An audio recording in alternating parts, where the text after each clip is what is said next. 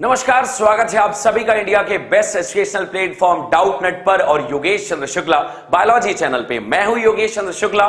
शाम के बज चुके हैं 6 और ये वक्त है बायोलॉजी लाइव का। सो हम सभी अपने परम शिष्यों का और अपने छोटे छोटे भाई बहनों का बहुत सारा स्वागत, वंदन, अभिनंदन करते हैं। आज के सेक्शन पे आज हम बात करेंगे बहुत ज्यादा डिटेल एड्स के बारे में और कुछ टॉपिक बात करेंगे कैंसर के विषय पे। तो दो सबसे भयावह बीमारियां, सबसे भयावह रोग जो विश्व को लगातार नुकसान पहुंचा रहे हैं, उन रोगों के विषय पे आज हम बात करने जा रहे हैं। तो इसमें आप सबकी सहभागिता अति आवश्यक है, इसलिए इस चैनल को सब्सक्राइब करके बेल आइकन को प्रेस करके अपना सपोर्ट एंड अपना सहयोग हमारे साथ जरूर दीजिए। हम तैयार हैं आज के सेशन के लिए, जिस सेशन का नाम है ads acquired immuno deficiency syndrome. भयावह बीमारियों में विश्व में अगर माना जाए कोई बीमारी है तो वो है AIDS। ये शब्द अपने आप में इतना भयावह है कि सुनते ही हमारे रोंगटे खड़े हो जाते हैं, रूह कांप जाती है और इसके बीमार को देखने के लिए हमारे अंदर हिम्मत नहीं बच जाती है। देखते ही हमारा बल खत्म होने लग जाता है, पांव लड़खड़ाने लग जाते हैं, जुबान डगमगाने लग जाती है, पसीना पसीना हो जाता है। ऐसा रोग है और अगर ये सब कुछ नहीं होता है, इसका मतलब है कि आप एड्स को जानते नहीं हैं अभी कि कितना खतरनाक ये बीमारी है एड्स। आप शायद इस पेशेंट को देख पा रहे होंगे, इसकी फोटो मैंने लगाई है। ये कोई बच्चा और कुपोषण से शिकारी व्यक्ति नहीं है। ये है भाई साहब 35 इयर्स का एक आदमी, नाम बताने की जरूरत मैं नहीं समझता, लेकिन 35 ईयर का एक आदमी है जिसे एड्स हो गया। आप इसकी स्थिति देख पा रहे हैं, शरीर हड्डियों का ढांचा बन चुका है, हर एक बीमारी घेर चुकी है, जीवन से त्रस्त है, सर्दी बुखार ठीक नहीं हो रहा, बुखार लगातार हो रहा है, ना जाने हजारों ऐसी बीमारियां इस व्यक्ति को घेर के रखी हैं। ये एड्स है भाई साहब, ये एड्स है। ये एड्स नामक बीमारी जिसके हजारों कारण हैं और हजारों कारणों में से कुछ कारणों पे हम ज्यादा देर तक बात करेंगे और डिटेल करेंगे। अगर आप ये सुनने के लिए तैयार हैं तो वीडियो को लाइक कर दीजिए, शेयर कर दीजिए अपने सभी दोस्तों से, ताकि ज्यादा से ज्यादा लोग आज की वीडियो देख पाए। कमेंट सेक्शन पे लिंक है, उस गूगल फॉर्म को फिल कर देना यदि आपको ये और डिटेल में पढ़ना। एड्स बेटा जी क्या है? एड्स के बारे में जानने से पहले आप यह जान लीजिए कि एड्स का फुल फॉर्म क्या है। सारे बच्चे जल्दी से, तेजी से, चीख के, चिल्ला के जरूर बताइएगा। बीमारी का नाम है मेरे बच्चे एक्वायर्ड, इंग्लिश में ही जानना पड़ेगा, इम्यूनो डिफिशियंसी सिंड्रोम इस बीमारी का नाम है। अब सवाल आता है कि भैया एड्स जो है जिससे हो रहा है, कौन है ये एक्वायर्ड इम्यूनो डिफिशियंसी सिंड्रोम? आपको पता है एक्वायर्ड का मतलब क्या होता है? शब्दों को समझिए, शब्दों में ही सब कुछ बातें समय हैं। उपार्जित, प्रतिरक्षा, इम्यूनो मतलब होता है प्रतिरक्षा, डिफिशियंसी का मतलब होता है कमी, है ना, कमी मतलब वही जो भी मतलब थोड़ी कमी हो जाती है। और सिंड्रोम का मतलब होता है अनेक रोग लक्षण। तो आप अगर मैं सामान्य हिंदी में अपनी लक्ष्य के हिसाब से बताऊं, ऐसी बीमारी भाई साहब, ऐसी बीमारी जिसपे हम प्रतिरक्षा की कमी को कमाते हैं और उससे अनेक रोगों का लक्षण। What is syndrome? सिंड्रोम आखिर किस बात का नाम है? सिंड्रोम का मतलब होता है मेरे बच्चे जहां पर एक नहीं इतने लक्षण आए कि गिनने वाला थक जाए, इतने लक्षण आए कि गिनने वाला थक जाए, उसे सिंड्रोम कहते हैं। कोई एक लक्षण नहीं है। कोई तुमसे पूछे सिंड्रोम मतलब व्हाट, होता क्या है, तुम कहना रोगों का समूह, जिसे अनेक रोग लक्षणों का समूह, जहां पर इतने लक्षण दिखाई दे कि हम ये पता ही ना कर पाए कि भैया रोग क्या हुआ है। एड्स में कोई पर्टिकुलर लक्षण नहीं है। एड्स में लगातार सर्दी, बुखार, खांसी, टीबी, मलेरिया, ना जाने कितनी बीमारियां होंगी और ये सारी बीमारियां एड्स में होती हैं। सो एक्वायर्ड इम्यूनो डिफिशियंसी सिंड्रोम ये बहुत बड़ा रीजन है जो मानते हैं एड्स है। भाई साहब किससे फैलता है? कारक कौन है? पैथोजन कौन है ये जो इसे फैला रहा है? देखें तो सरा, उसकी शक्ल तो देखें, कौन है जो तुम्हें इतने बड़े बड़े रोग फैला रहा है? नाम है मेरे बच्चे HIV। आज तक तुमने पहले भी पढ़ा होगा, पर मैं दावे से कह रहा हूं कि आज की ये क्लास तुम्हें एड्स फील होगा कि एड्स के बारे में हम कुछ पढ़ रहे हैं, जानकारी ही नहीं, हमें पूरा नॉलेज डेप्थ तक चला जाएगा। नाम क्या है? जोर से बोलिए। HIV। कौन सा रोग है बॉस? कौन सा वायरस है? Human immuno deficiency virus. ऐसा वायरस जो हमारे शरीर के, मानव के प्रतिरक्षा तंत्र की कमी करवा दे, ऐसा virus. Human immuno deficiency virus जो हमारे शरीर के प्रतिरक्षा तंत्र को ध्वस्त कर देता है। इतना बड़ा प्रतिरक्षा तंत्र हम किसी को कैसे मारते हैं? हम दो तरीके से मारते हैं। पहला, या तो उससे लड़के, या तो उसके डिफेंस सिस्टम को ध्वस्त कर दें, उसको अंदर से खोखला कर दें। जब अंदर से डिफेंस सिस्टम होगा नहीं, छोटे छोटे कोई भी आके हरा के चला जाएगा। वो वायरस जिसको हम नाक में ही मार देते थे, वो बैक्टीरिया जिसको हम नाक के अंदर जाने नहीं देते थे, भाई साहब वो शरीर में जाएगा और ऐसा रोग फैलाएगा कि तुम्हारा बुखार ही ठीक नहीं होगा। राइनो वायरस, फ्लैवी वायरस जैसे छोटे छोटे जुकाम फैलाने वाले वायरस तुमसे खिलवाड़ करेंगे। वो कहते हैं ना, शेर बूढ़ा हो जाता है, डिफेंस सिस्टम चला गया, ना बी सेल बची ना टी सेल बची, पूरा डिफेंस सिस्टम ध्वस्त, और तुम्हें रोग पे रोग, रोग पे रोग, रोग पे रोग, ना जाने क्या क्या होगा। अगर ये बात समझ में आई, लाइक कर दो, कमेंट बॉक्स में लिंक है, उसे गूगल फॉर्म को फिल कर दो और दोस्तों के साथ शेयर कर दो, अपने सभी दोस्तों के साथ। तो भैया, acquired immuno deficiency syndrome, AIDS जिसका नाम है HIV, जिससे ये फैलता है। HIV वायरस का नाम है, एक्वायर्ड इम्यूनो डिफिशियंसी सिंड्रोम इसका सामान्य नाम है। उपार्जित प्रतिरक्षा न्यूनता संलक्षण, उपार्जित प्रतिरक्षा, ठीक है, न्यूनता संलक्षण, जहां पर उपार्जित है, कमाना पड़ता है अपने कर्मों के आधार पर। बाय बर्थ नहीं मिला हुआ है, ये किसी और ने नहीं दिया है, ये हमारे कर्मों के आधार पर हमारे शरीर में आया है, इसलिए उपार्जित है। किसको डैमेज कर रहा है? प्रतिरक्षा तंत्र को। क्या कर दे रहा है? कम कर दे रहा है। और संलक्षण मतलब ग्रुप ऑफ सिम्टम्स, ठीक है। इसका अर्थ है कि प्रतिरक्षा तंत्र की न्यूनता जो व्यक्ति के जीवन काल में उपार्जित होती है, मानव शरीर की प्रतिरक्षा तंत्र की न्यूनता जो मानव के जीवन काल में उपार्जित होती है, और इस बात का संकेत है कि यह न्यूनता कोई जन्मजात रोग नहीं है, यह कोई आनुवांशिक रोग नहीं है। यह बहुत बड़ा सवाल आता है यहां पर कि यार ये मां से बच्चे को फैलता है, यह मां से बच्चे को फैलता है, और जो मां से बच्चे को फैल जाता है तो क्या यह आनुवांशिक रोग है? बच्चे चिल्लाकर कहते हैं नहीं, बिल्कुल नहीं। क्यों? क्योंकि मां से जो बच्चे में फैला है वो इन्फेक्शन फैला है। याद रखना, जीन पर आधारित रोग नहीं है यह जीन पर आधारित रोग नहीं है मेरे बच्चे। ये रोग, हमेशा याद रखना, आनुवांशिक रोग नहीं है, उपार्जित रोग है। ये जन्म के समय या जन्म के बाद आया है, लेकिन याद रखना, बाय बर्थ भले बच्चे को मिल गया हो प्रेगनेंसी से, पर वो इन्फेक्शन से हुआ है, इन्फेक्शन से हुआ है। उसका रीजन मां के अंदर का क्रोमोसोम नहीं, मां के अंदर का वायरस है।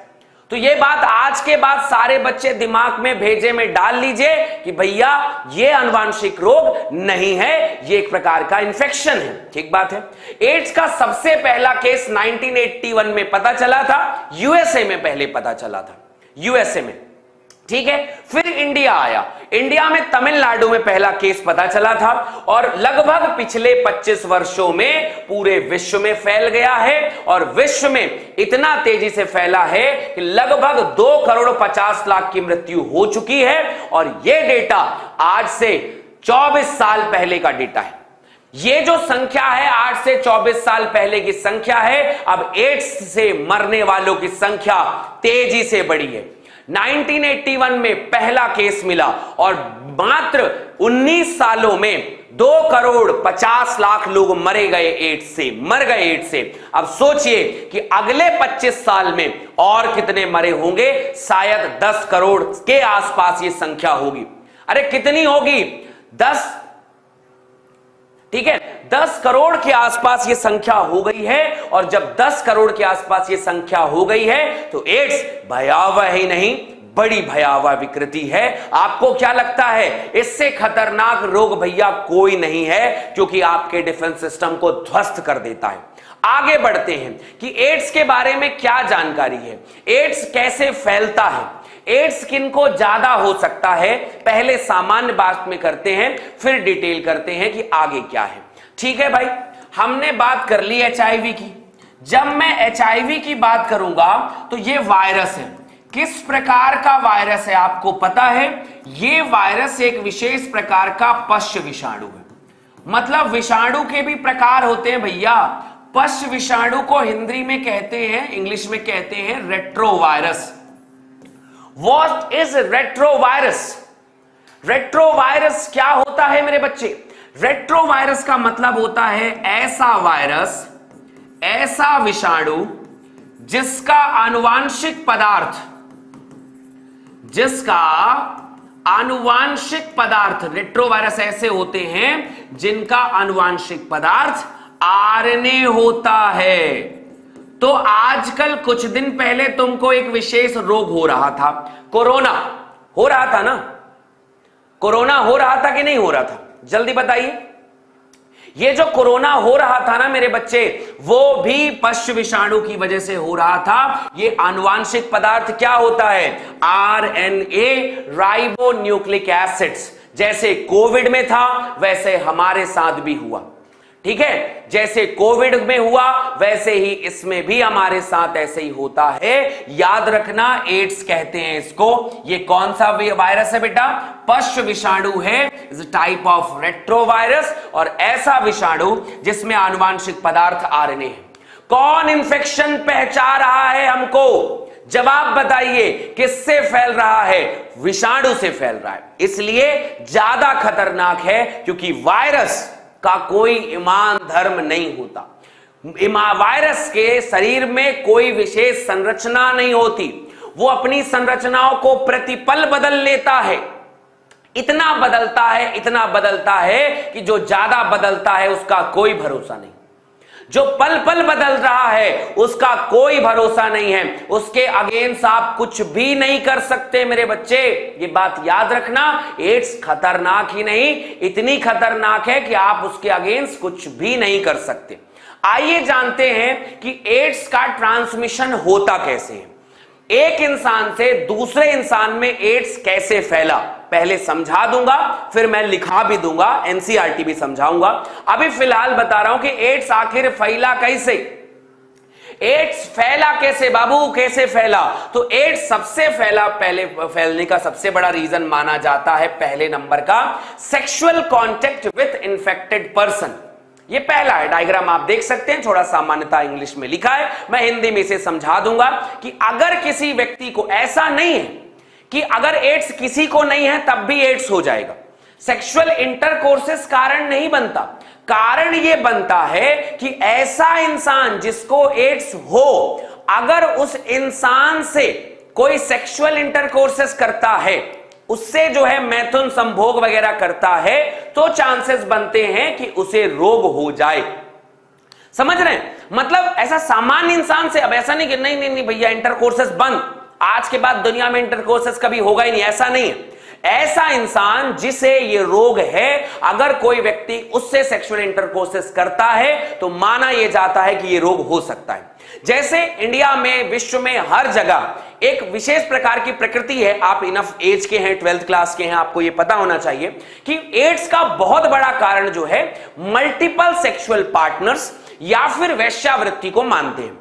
ऐसे व्यक्ति जिनके मैथुन के संबंध, सेक्सुअल इंटरकोर्सेस के रिलेशन ज्यादा लोगों से हैं, उन्हें उनकी जानकारी नहीं है कि यार वो कौन है, उसे कोई रोग है या नहीं, कहीं वो अच्छा है या बुरा है, जो भी है नहीं है जानकारी, तो उसे ये बीमारी हो सकती है। वेश्यावृत्ति में लिप्त जो लोग होते हैं उसमें उनकी जानकारी नहीं होती कि क्या उसे कोई रोग है, हां या ना, नहीं पता होता, तो एड्स के फैलने के चांसेस बहुत बढ़ जाते हैं ऐसे लोगों में जिनमें मल्टीपल सेक्सुअल पार्टनर्स हो सकते हैं। क्या मेरी बात समझ में आई? तो ऐसा व्यक्ति जिसे जिसे एड्स हो, उससे अगर किसी इंसान का सेक्सुअल इंटरकोर्सेस हो जाए, बॉडी फ्लूइड, अच्छा सेक्सुअल इंटरकोर्सेस में भी क्यों फैलता है? क्योंकि उसके दौरान बॉडी फ्लूइड ट्रांसफर होता है। बॉडी फ्लूइड्स शरीर के कुछ द्रव्यों का आदान प्रदान होता है, और जब वो द्रव्य आदान प्रदान होते हैं तो बीमारी फैलती है। ऐसे ही कोई रोग नहीं फैल जाएगा। द्रव्यों का आदान प्रदान होना बहुत जरूरी है। ठीक बात है। दूसरा कारण, अगर आप लगातार खून वगैरह लेते हैं, हालांकि इसके चांसेस बहुत कम हैं, क्योंकि अब जो रक्त आदान किया जाता है बड़ी देखभाल से, बड़ी सूझबूझ से, ब्लड बैंक की सहायता से किया जाता है। और जब आप ब्लड किसी को ट्रांसफर करते हैं, वो आपका पहले चेकअप करते हैं, तब जाके फैला देते हैं। पहले के जमाने की मूवीज की तरह नहीं कि यहां से खून निकल रहा है और यहां से खून चढ़ रहा है, ऐसा नहीं होता था। मजाक चल रहा है क्या, खून पिला रहे हो, पानी पिला रहे हो? तो यार खून निकालते हैं, उसके अंदर चेकअप करते हैं, वो खून रख लेते हैं, दूसरा खून ब्लड बैंक चढ़ा देता है, और इसके बाद जब वो खून चेक हो जाता है तो वो अपने बैंक में रख लेते हैं, और जब जरूरत किसी को पड़ती है तो उसे दे देते हैं। ये होता है ब्लड ट्रांसफर करना। अब ऐसे समय में मान लीजिए किसी एक इंसान को एड्स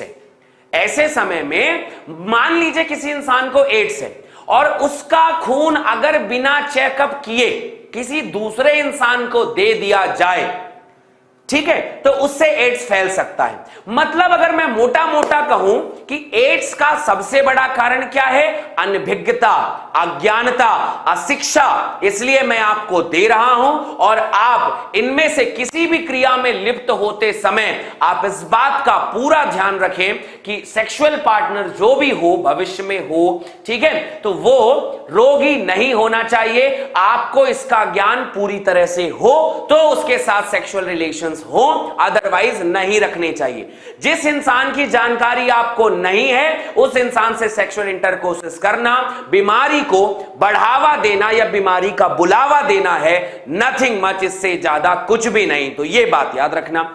दूसरा, जिस व्यक्ति के ब्लड की जानकारी आपको नहीं है, उसके ब्लड को चढ़ाना, यह भी सबसे बड़ी अनभिज्ञता है और यह भी बड़ा कारण बनता है। हालांकि इसमें आपकी हमेशा गलती नहीं होती, कभी कभी गलती आपके हॉस्पिटल डॉक्टर्स की होती है, लेकिन वो देखभाल करके करते हैं। तीसरी बात, अगर किसी व्यक्ति को एड्स है, उसको लगाने के बाद इंजेक्शन, अगर वही इंजेक्शन की निडल तुम्हें लगा दी गई तो तुम्हें भी एड्स हो जाएगा। हालांकि ये चीज जो है ना, आज से 10, 12, 15 साल पहले आप देखेंगे तो इंडिया पे वो जो डिस्पो प्लास्टिक की जो सिरिंज आती थी वो उपयोग नहीं होता था। लोग क्या करते थे, लोग कांच की सिरिंज लेते थे इंजेक्शन, और उसकी जो सिरिंज होती थी वो स्टेनलेस स्टील की होती थी। वो लगाने के बाद से गर्म पानी, स्प्रिट वगैरह में धोकर फिर रख लेते थे और फिर दोबारा को लगाते थे। मैंने खुद ये चीज बहुत देखी हुई है। अब ऐसे में अगर किसी एक इंसान को एड्स है, गर्म पानी में कितना ही साफ होगा जी, वायरस थोड़ी मर जाता है गर्म पानी में, जिंदा रहता है। सो गर्म पानी में जो है, ये बात याद रखना, ये रीजन बनता है कि भैया सिरिंज से बहुत फैलता है। इसलिए जब भी कोई सिरिंज उपयोग करें, आपके डॉक्टर कर रहे हो तो ठीक है, अदरवाइज आप इस बात का ध्यान बिल्कुल रखें कि एकदम पैक्ड सील जो सिरिंज है वो ही इस्तेमाल हो। अदरवाइज एड्स और ऐसी संबंधित हजारों बीमारियां आपको फैलने में देर नहीं लगेगी। तो ज्ञान होना चाहिए। वीडियो को लाइक कर दीजिए, शेयर कर दीजिए, पसंद आए तो कमेंट सेक्शन पे बता भी देना कि बॉस ये वीडियो पसंद आई है। और अगर आपको इससे भी ज्यादा डिटेल में कोई जानकारी चाहिए, कमेंट सेक्शन पे लिंक है, आप जाकर वहां पर फिल कर दें। चौथी बात, माना यह जाता है कि अगर किसी मां को एड्स हो गया, तो मां से उसके गर्भस्थ शिशु को भी हो जाता है। और यह इसलिए फैल जाता है क्योंकि मां से प्लासेंटा में वायरस ट्रांसफर हो सकता है। मां से वायरस बच्चे में ट्रांसफर हो सकता है, इसलिए मां से बच्चे में फैलता है। तो सबसे बड़े 4 तरीके हैं जिससे रोग फैलता है, सिरिंज से, ब्लड ट्रांसफर से, सेक्सुअल इंटरकोर्स से, मां से बच्चे में। तो जब भी हम कभी एड्स के विषय पे बात करें, जब भी हम एड्स के विषय को समझने की कोशिश करें, इन्हीं 4 चीजों के बारे में हम समझते हैं। क्या बोलते हो? कमेंट सेक्शन पे जोरदार जवाब होना चाहिए कि yes sir, we got it, हम समझ गए कि एड्स कैसे फैलता है और उसके पीछे रीजन क्या है। बहुत लोग एड्स का नाम सुनते ही उनके दिमाग में ऐसे ख्याल आने लग जाते हैं कि पक्का इस इंसान ने मल्टीपल सेक्सुअल पार्टनर किए होंगे, बहुत सेक्सुअल इंटरकोर्सेस किया होगा, इसलिए ये बीमारी हुई है। आपको पता है बहुत सारे लोगों को जब एड्स होता है तो लोगों के अंदर उसके लिए प्यार भावना दया दृष्टि नहीं, उसके लिए हाय रहती है कि ये किया होगा इसलिए इसे एड्स हो गया। ये बहुत बड़ा गलती है, ये इंसान की बहुत बड़ी बात जो है वो बेवकूफी है। याद रखना, विश्व में पाए जाने वाले ज्यादातर एड्स के पेशेंट मल्टीपल सेक्सुअल पार्टनर की वजह से शिकार नहीं हुए हैं, उन्हें बिना कारण बीमारी हो गई है। एक बच्चा जो अपने मां के गर्भ में, उसका कोई कारण नहीं था। एक इंसान हो सकता है उसका दूसरा पार्टनर, जस्ट लाइक एक कपल है, शादीशुदा कपल है, मान लेते हैं कि लड़के और नर और मादा में नर के संबंध बहुत सारे हो रहे हो और उसकी वजह से मादा को फैल गया, या मादा के संबंध बहुत सारे रहे हो और उसकी वजह से नर को फैल गया। तो इसके कारण बहुत सारे लोग अज्ञानवश भी एड्स के विकारी हो जाते हैं। इसलिए आप उनके लिए थोड़ी सी भावना, सद्भावना जरूर रखें। ये बात आपके दिमाग में बैठनी चाहिए। और मेरा ये पर्सनल ओपिनियन है कि एड्स के पेशेंट को देखकर आपके दिमाग में ये कोई भावना नहीं आनी चाहिए, हेय दृष्टि से मत देखिए, वो भी एक बीमारी से बीमार है बेचारे और किसी ना किसी कारण से हो जाता है, तो इसमें कोई बहुत बड़ी बात नहीं है। अगली बात, एड्स का विषाणु जो होता है, जो मानव में प्रतिरक्षा तंत्र को खत्म करता है, ह्यूमन इम्यूनोडिफिशियंसी वायरस जिसे अपन कहते हैं, जिसका नाम है HIV। जिसका नाम क्या है बंधु? HIV है। ठीक है, आगे बढ़ते हैं। HIV जो है एक प्रकार का रेट्रोवायरस है, पश्च विषाणु है। ठीक बात है। ये हमें कैसे फैला वही बता रहा हूं मैं। संक्रमित व्यक्ति से यौन संपर्क में अगर किसी व्यक्ति का दूषित रक्त तुम्हारे शरीर में चढ़ा जाए तो ये हो सकता है। संक्रमित सुइयों के साझा प्रयोग से भी हो सकता है, जो शिराओं में ली जाती हैं, जो जनरली ड्रग्स करने वाले केस में होता है।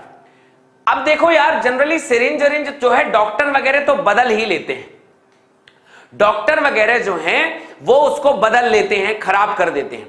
पर जो ड्रग्स लेने वाले इस दुनिया के लोग हैं ना बंधु, कौन? ड्रग्स लेने वाले। अब अगर किसी को रात के 11-12 बजे मान लो ड्रग्स लेने की, और ड्रग्स के पेशेंट, ड्रग्स लेने वाले जो लोग होते हैं भाई साहब, इतनी भयावह स्थिति होती है कि देख के आप डर जाएंगे। ऐसी स्थिति में जब उनकी स्थिति इतनी भयावह है, अगर उनके शरीर पे ड्रग्स चाहिए ही चाहिए उनको, मतलब वो किसी को मर्डर कर देंगे, इतनी भयावह स्थिति हो जाती है अगर उनको ड्रग्स ना मिला तो। अब अगर उनको रात के कोई ड्रग्स ले रहा है तो जनरली ये लोग ग्रुप में रहते हैं कि कोई एक पेडलर होगा जो इनको ड्रग्स ला के देगा। अब अगर कोई इंसान रात में कहीं बैठ के मान लो अपने ऊपर ड्रग्स लगा रहा है, इंजेक्शन से ऐसे घोप रहा है, तो अगर इसको ड्रग्स लेने का मौका मिला तो ये तुरंत थोड़ी हॉस्पिटल जाएगा, ये मेडिकल जाएगा कि मेरे को ना थोड़ा सिरिंज दे दो यार, मेरे को ना ड्रग्स लेना है। वो तुरंत उसी के सिरिंज से बोलेगा अरे कुछ नहीं होगा, कुछ नहीं होगा। वो अपने शरीर में ड्रग्स लगा लेता है, उसी इंजेक्शन से अपने शरीर में ड्रग्स लगा लेता है, क्योंकि ड्रग्स लेने वाले जो है बहुत बड़े आदी हैं, बहुत बड़े आदी हैं। आप कभी ड्रग्स के जो पेशेंट वगैरह जो होते हैं आप उनको देख सकते हैं, आपने उनको देखा होगा, उनकी जानकारी ये जो है लोगों को होती है। ठीक है, ये सारी जानकारियां आपको होनी चाहिए। हर चीज के लिए खुद का एक्सपीरियंस होना जरूरी नहीं। जस्ट एग्जांपल के लिए मैं आपको कह रहा हूं कि ये गोबर है, तो मान लो कि वो गोबर है, जरूरी नहीं है कि उसका आप नहीं उसका टेस्ट करके देखेंगे कि यार ये कितना सुंदर हो सकता है, कितना अच्छा हो सकता है। तो जो कुछ बच्चे कह रहे हैं ना कि सर आपको पता है क्या, आप ड्रग्स लेते थे क्या, तो उन्हीं के लिए जवाब है कि कभी कभी दूसरे के एक्सपीरियंस से सीख ले लेना चाहिए। जरूरी नहीं है कि मैं कह रहा हूं कि वो गोबर है तो उसे चखने की जरूरत नहीं है मेरे लाल, समझ गए। ये उन बच्चों का जवाब है जो कहते हैं कि सर आप ड्रग्स लेते थे क्या।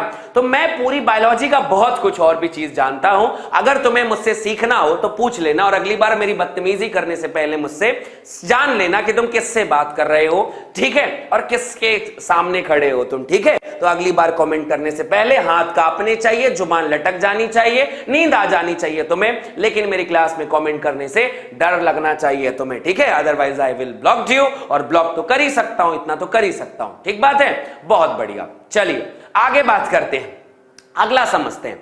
तो इस तरीके से ये फैलता है, मां के द्वारा बच्चे में भी फैल जाता है। ऐसे लोगों में बहुत ज्यादा फैलता है जो अनेक मैथुन करते हैं। ऐसे लोगों में फैलने के चांसेस ज्यादा रहते हैं, जिसमें यह माना जाता है कि वो, ठीक है, जिसके ऐसे लोगों में ज्यादा माने जाते हैं जिनमें ज्यादा मैथुन करते हैं, मल्टीपल सेक्सुअल पार्टनर है, जो ज्यादा मादक पदार्थों को लेते हैं, जो ज्यादा मादक पदार्थों को लेते हैं।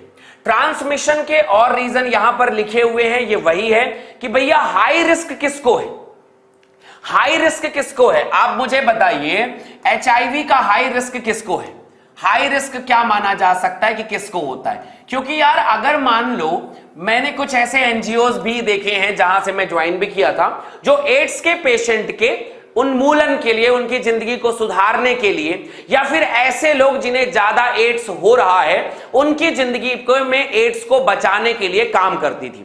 ऐसी बहुत सारी संस्थाएं मैंने देखी हैं, ज्वाइन भी की थी कुछ में, और उनके लिए काम भी किया है। तो मैं आपको बताता हूं कि हाई रिस्क किसको होता है। जैसे अगर हम चाहते हैं कि किसी को एड्स ना हो, तो आप कहां जाकर इसकी जानकारी देंगे, किसको बताएंगे यार कि एड्स ऐसे ऐसे फैलता है। अच्छा, एड्स को बताने के पीछे रीजन क्या है, ताकि तुम्हें ना फैले। एड्स के पढ़ाने के पीछे रीजन क्या है कि तुम अपनी जिंदगी में बचे रहो।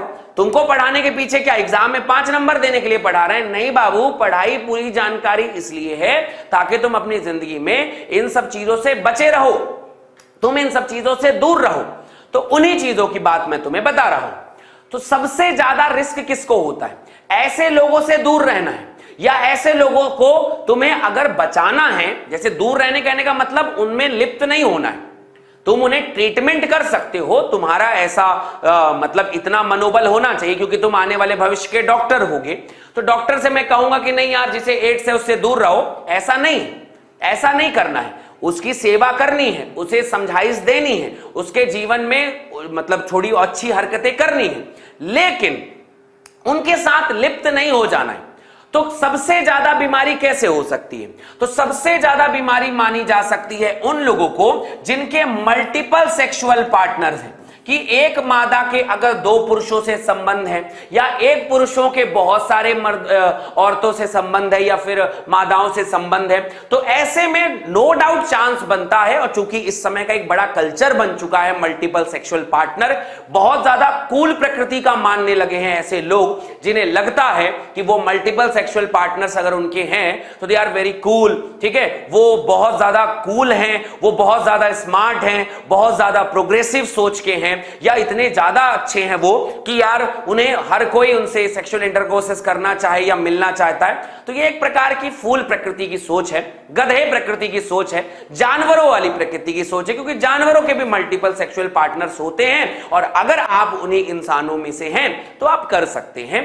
ऐसे में अगर किसी दिन एड्स जैसी बीमारी हो गई तो आपकी ये कूल प्रकृति धरी की धरी रह जाएगी, जीवन भर आप इस बात के लिए चिर परिचित अंदाज में परेशान होते रहेंगे। इसलिए मल्टीपल सेक्सुअल पार्टनर्स को अवॉइड करना चाहिए, और ऐसे इंसान जिनके मल्टीपल सेक्सुअल पार्टनर्स हैं उन्हें बीमारी की सबसे ज्यादा चांसेस होते हैं। वीडियो पसंद आए लाइक जरूर कर देना भाई साहब, शेयर अपने दोस्तों के साथ कर दो, सब्सक्राइब कर लो हमारे चैनल को ताकि ऐसी वीडियोस आपको और भी मिलती रहे। इसके अलावा दूसरा ऐसा इंसान जिसे ऐसा कोई रोग हो गया जिसे बार बार खून की जरूरत पड़ती, जैसे सिकल सेल एनीमिया, थैलेसीमिया, ऐसे रोगों को बार बार खून की जरूरत पड़ती है।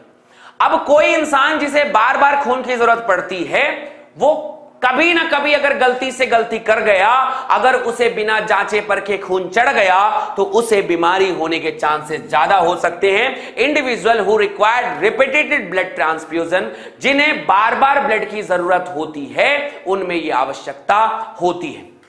तीसरी कहानी, ऐसे इंसान जो ड्रग एडिक्टेड है। इस लड़के को देख रहे हो, देखते ही पता चल रहा है कि छपरी।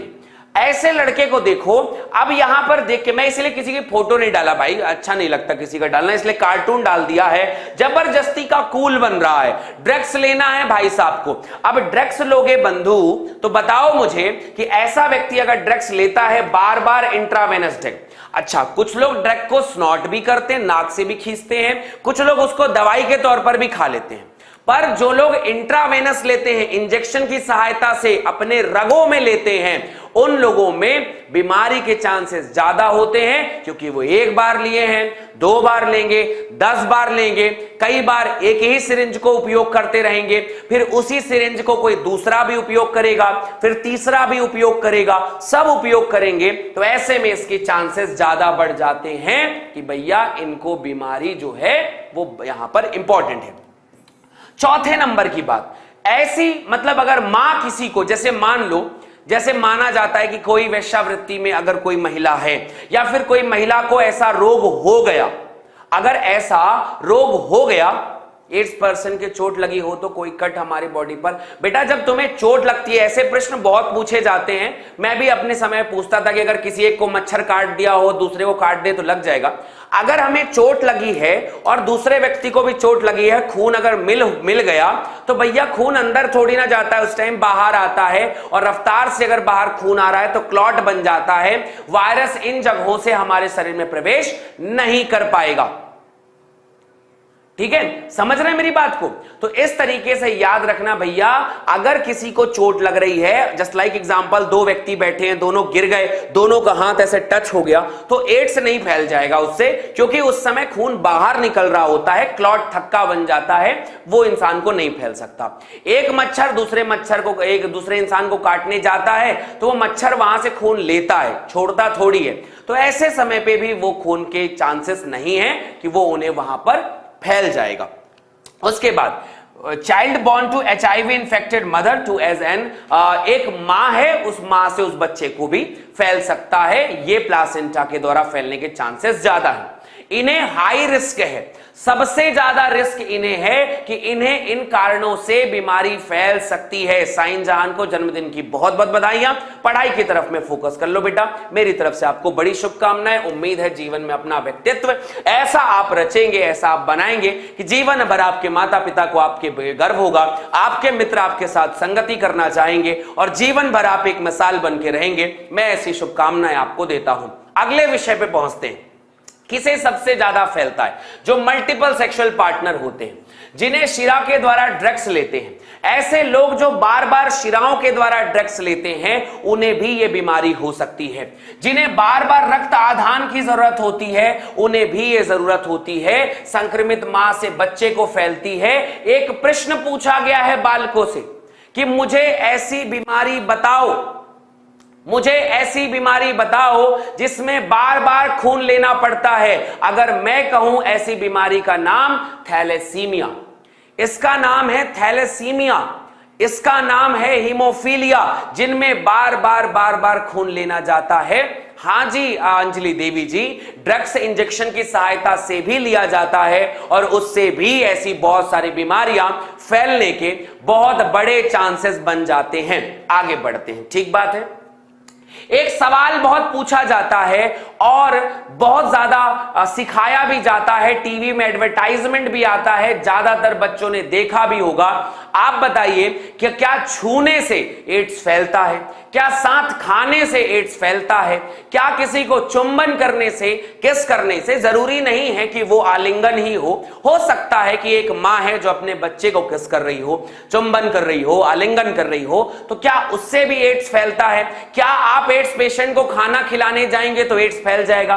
क्या आप एड्स पेशेंट को छू जाएंगे तो क्या फैलता है? नहीं फैलता है भाई। इसीलिए कह रहा हूं कि अगर आप उनसे, इन विधियों से बच सकते हैं, पर सेवा जरूर करनी चाहिए। किसी भी पेशेंट को देखकर उसे दुर्भावना से नहीं देखना चाहिए। इस प्रश्न को पढ़ाते समय मेरे अंदर यह बात बिल्कुल है, मैं हमेशा याद रखता हूं। मेरे अंदर भी एक ऐसी भावना थी बचपने में कि मुझे ऐसा समझ में आता था कि एड्स होना मतलब बड़ी दुर्भावना का कारण है। जैसे विश्व में पहले किसी को कुष्ठ रोग हो जाता था, कोढ़ हो गया, तो मान लेते थे कि इसके कर्मों का फल है, जरूर इसने कुछ कुकर्म किए होंगे, इसलिए इसे कुष्ठ रोग हुआ है। जबकि लेप्रोसी अन्य बीमारियों की तरह ही एक रोग है।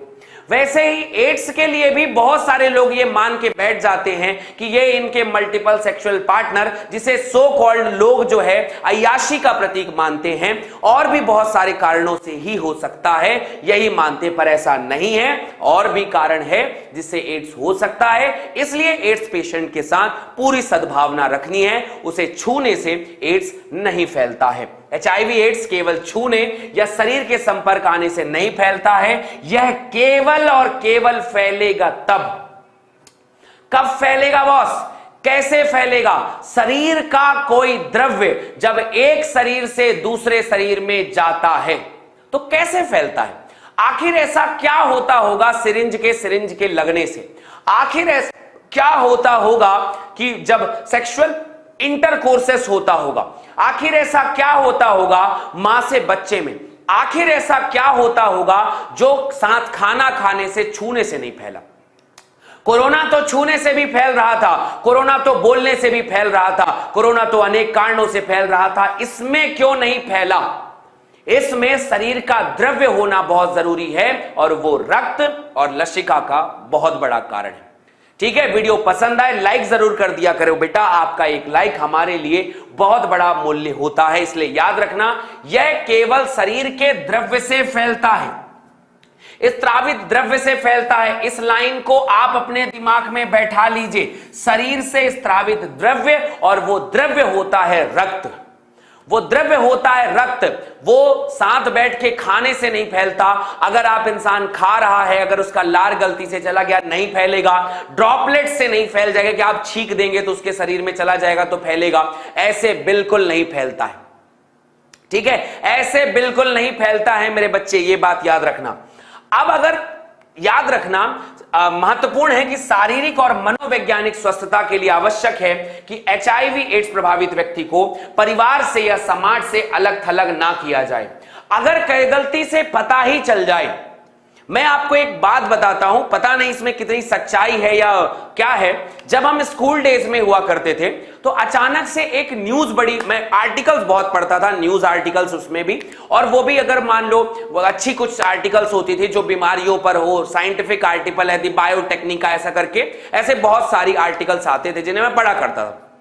उन आर्टिकल्स में ऐसा बड़ा फेमस था, अब ये पता नहीं शायद भयावह है, ये सच है कि नहीं है, पहले बहुत सारे ऐसे लोग जिन्हें एड्स हुआ करता था वो मनोवैज्ञानिक दबाव में आ जाते थे। लोग उनको भगा देते थे घरों से, लोग उन्हें छूते तक नहीं थे, लोग उनके साथ खाना पसंद नहीं करते थे। अगर पता चल गया कि एड्स है तो उनके मां बाप परिवार जन उनसे नाता तोड़ देते थे कि नहीं नहीं नहीं, इसको भगाओ यहां से, ये एड्स हो गया है इसको। अब वो इंसान जिसे अपने मृत्यु के समय समाज का सपोर्ट चाहिए, जिसे समाज का, घर का, परिवार का प्यार चाहिए, वो इंसान मृत्यु के समय अगर मनोवैज्ञानिक दबाव में आ जाता है तो मैं ऐसे बहुत सारे आर्टिकल पढ़ता था कि वो लोग क्या करते थे, जिन्हें एड्स हो जाता था, वो अपने शरीर में ऐसी एक स्विच पकड़ते थे और चुभा लेते थे, और चुभाने के बाद कभी आपकी सीट के नीचे, कभी आपसे चलते फिरते, और कभी भी आपको किसी को ऐसे छू देते थे, अगर टच कर देते थे, और उसके बाद बाहर में खड़े होके मिलते थे कि वेलकम टू एड्स फैमिली। सोच के देखो कितना भयावह है कि आप चल रहे हो, अचानक से कोई आपको सुई चुभो दे और आप एड्स के पीड़ित हो जाएं। सोच के देखिए कितना भयावह है। या फिर आप सिनेमा हॉल देखने गए हैं, मूवी देखने गए हैं, सिनेमा हॉल कौन जाता है देखने, लेकिन मूवी देखने गए हैं और उसमें आप वहां जाकर बैठे हैं और आपको बैठते ही अचानक से कुछ अनुभव होता है और आपको लगता है कि वहां पर एक सिरिंज थी जो चुभ गई, और उसके बाद आपने तुरंत ध्यान नहीं दिया। बाद में पता चला कि भैया एक आदमी बाहर सिनेमा हॉल के बाहर खड़ा है और वो आपसे कह रहा है जनाब एड्स फैमिली में आपका स्वागत है। हंसी आ रही होगी बहुत सारे बच्चों को, मैं तो सुन के रूह कांप जाता था, मूवी जाना ही बंद कर दिया। आज भी मूवी जाता हूं तो पहले टॉर्च जलाकर ऐसे इधर उधर देखता रहता हूं। इतनी भयावह स्थिति, वो दिमाग घटना मेरे दिमाग में अभी तक बैठी हुई है। तो इसलिए भैया अगर किसी को प्यार सत्कार अच्छा करोगे तो वो बहुत ध्यान रखा जाएगा। आपने बहुत देखा होगा कि जो बच्चे थोड़े से स्पेशल होते हैं, कुछ कमियां होती हैं उनमें, अगर आप उन्हें समाज में जोड़ के नहीं रखेंगे तो वो कहीं ना कहीं थोड़े से साइकोपैथ हो जाते हैं। इसलिए इस दुनिया में होने वाले बहुत सारे ऐसे ऐसे जो विकार होते हैं ना, साइको जो लोग हो जाते हैं, वो इसलिए हो जाते हैं क्योंकि समाज उनको एक्सेप्ट नहीं करता। इसलिए आपको ऐसे समाज की स्थापना करनी है जहां पर आपको पता हो कि भैया ये जो रोग है वो कैसे फैल रहा है और इसके पीछे क्या क्या रीजन है। आगे बढ़ते हैं।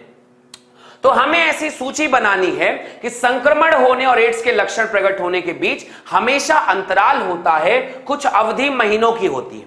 अच्छा, ऐसा नहीं है कि किसी इंसान को एड्स हुआ, किसी इंसान को एड्स आज अगर टीका लगा, मान लो आज उसका इंजेक्शन लगा, तो तुरंत ही उसका पता चल जाएगा। एड्स का पता ऐसा भी चलता है कि महीनों से लेकर सालों तक, यह बात याद रखना, कुछ महीनों से लेकर सालों तक भी हो सकता है कि आपको पता ही ना चले कि किसी को एड्स हो गया है, पता ही ना चले कि एड्स हो गया है। मेरी बात समझ में आ रही है? पता भी नहीं चलता। शरीर में वो स्लीपर सेल की तरह तुम्हारे शरीर में छुपा रहेगा, छुपा रहेगा, छुपा रहेगा, और अचानक से एक दिन तुम्हें इसके लक्षण दिखाई देंगे, और जब ये लक्षण दिखाई देंगे तो तुम्हारा शरीर इस पर रिएक्ट नहीं कर पाएगा, तुम्हारा शरीर इसमें बिल्कुल भी काम नहीं कर पाएगा।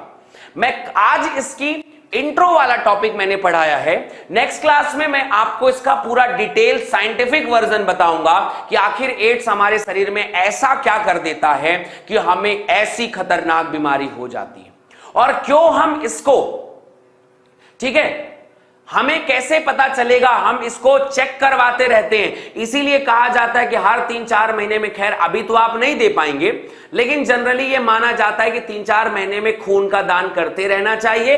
फ्री फोकट में 1600-1700 का टेस्टिंग हो जाता है।